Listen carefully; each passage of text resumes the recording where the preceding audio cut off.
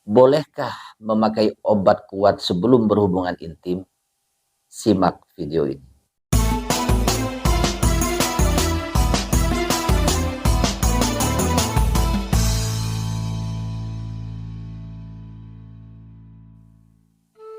Assalamualaikum warahmatullahi wabarakatuh. Bismillahirrahmanirrahim. Alhamdulillahi rabbil alamin. Amma ba'du.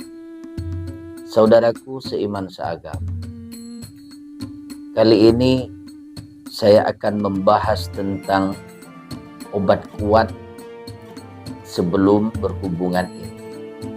Di dalam Islam diperbolehkan atau tidak? Tentunya di dalam keluarga suami dan istri yang diharapkan adalah keharmonisan dalam rumah tangga. Salah satunya urusan yang begitu itu. Jadi kalau misalnya tidak memakai obat seorang laki-laki sebelum bertempur, sebelum berperang, kemudian seorang laki-laki, seorang suami ini kalah dalam bertempur, dan ini akan mengakibatkan kekecewaan terhadap seorang istri. Nah, disinilah yang menjadi pertanyaan, boleh atau tidak? Ada salah satu ulama yang berpendapat, yaitu Syekh Abu Bakar bin Muhammad Syata Ad-Dimyati. Beliau mengatakan memakai obat kuat sebelum berhubungan intim itu hukumnya boleh. Nah, diperbolehkan di sini asalkan obat tersebut tidak ada dampak negatifnya terhadap orang yang memakainya. Di dalam medisnya tidak berbahaya.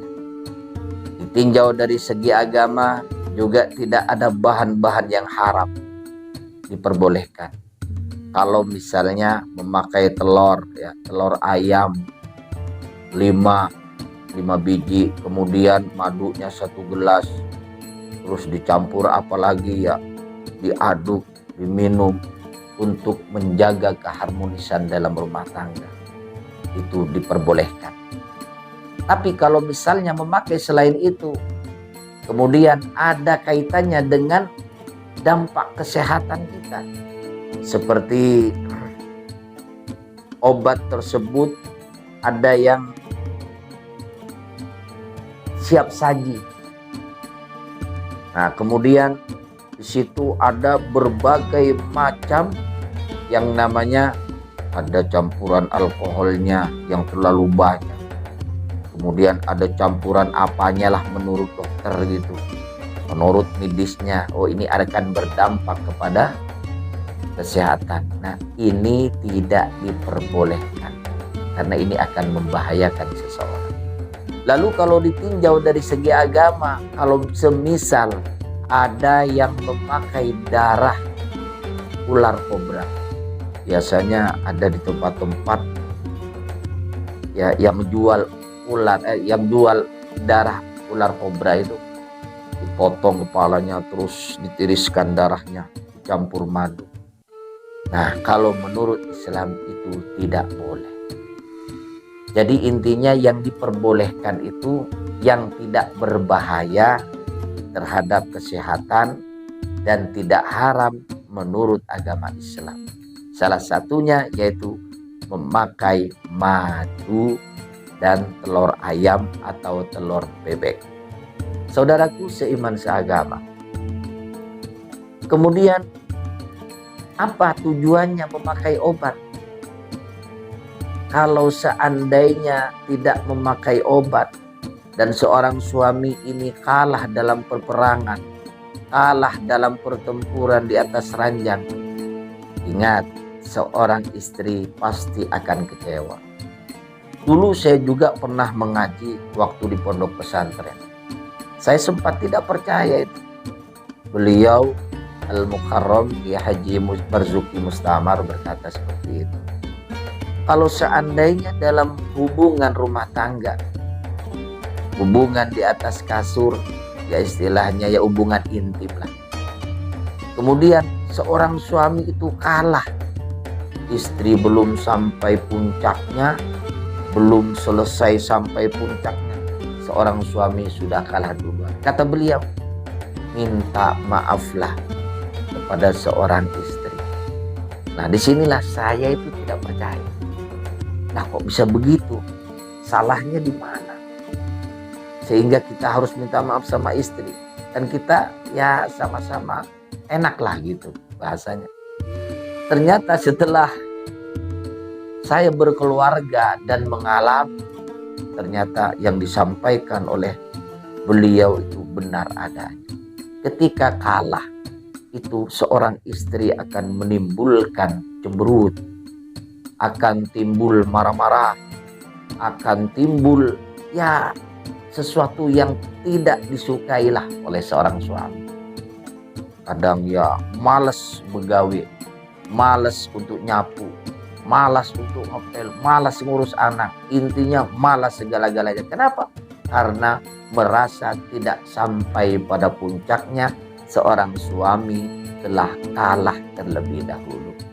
Nah, di sini pertimbangan Syekh Abu Bakar tersebut, kenapa diperbolehkan memakai obat? Selagi obat itu tidak membahayakan badan seseorang, selagi obat itu tidak haram menurut agama, itu diperbolehkan demi menjaga keharmonisan dalam rumah tangga. Ada obat kan macam-macam. Ada yang disebut tisu ajaib, ada yang disebut kopi celeng, ada yang disebut hajar jahanam, ada yang disebut ya helbeh, ada yang disebut apalah bermacam-macam. Kalau itu berdampak negatif pada seseorang, sebaiknya tidak boleh dipakai. Contoh, pernah mengalami. Kenapa saya bicara begini? Ini saya sudah berkeluarga. Saya pernah mengalami waktu itu memakai yang namanya kopi celeng. Setelah saya minum, ternyata dalam waktu 5 menit itu mata berkunang-kunang dan puyeng.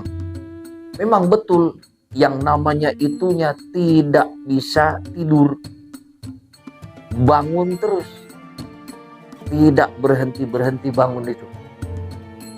Nah, akan tetapi ini kepala puyeng, mata kunang-kunang, ini akan berdampak negatif, ada efek sampingnya. Setelah itu saya kapok, tidak pakai lagi. Nah, disinilah kenapa obat-obatan itu ada yang memperbolehkan, ada yang tidak memperbolehkan. Kalau selagi obat itu bagus dan cocok dan juga benar dalam pemakaiannya, tidak ada efek samping, maka kata Syekh Abu Bakar bin Muhammad Syato, boleh demi keharmonisan dalam rumah tangga untuk menghindari perceraian. Sekian, terima kasih. Wassalamualaikum warahmatullahi wabarakatuh.